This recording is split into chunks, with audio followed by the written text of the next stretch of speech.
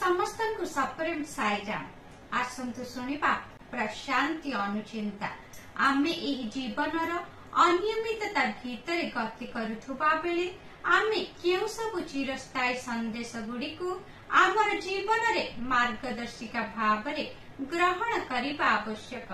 भगवान अति प्रेमपूर्ण भावरे इहाकु स्मरण कराई देइछन्ति, जहा द्वारा आमे हुएत स्पष्टतार सहित निज जीवन को निर्वाह करि पारिबा। तुमे ठूल करी रखिथिबा वस्तु पद पदवी किंबा उन्नति मिलुथिबा सुख द्वारा भ्रष्ट होई जिबा उचित नुहे। सेगुड़िक हेउछन्ति क्षणस्थायी वस्तु, जहा आसे ओ चली जाए। मानवीय अस्तित्व रे जंत्रणा और सुख हेउछि मित्र और संपर्क मानक परि क्षणस्थायी।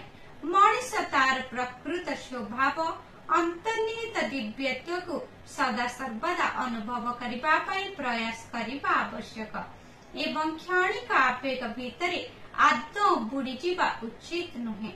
उभय जंत्रणा एवं सुख हेउछि कपटी। मनुष्य निजकु सेमानक द्वारा परिचालित करिबा पई अनुमति देवा आदौ उचित नुहे।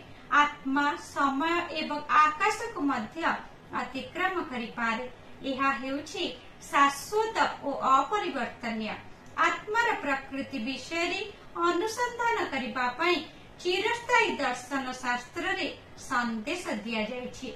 एहा मध्य जने व्यक्तिर प्राथमिक कर्तव्य। मुनि ऋषि माने घोषणा करि जाइछन्ति जे एही क्षणभंगुर शरीर हेउछि रोग शोकर गंताघर। इहा प्रति आसक्ति त्याग करी भगवानकर शरणापन्न हुआ। पंचतत्व तुम शरीर को प्रभावित करि पारे, किंतु आत्मा को नुहे। उक्त दिव्य संभाषणटी भगवान नवेम्बर 23 तारिख 1986 मसीहारे सूचाई देइथिले।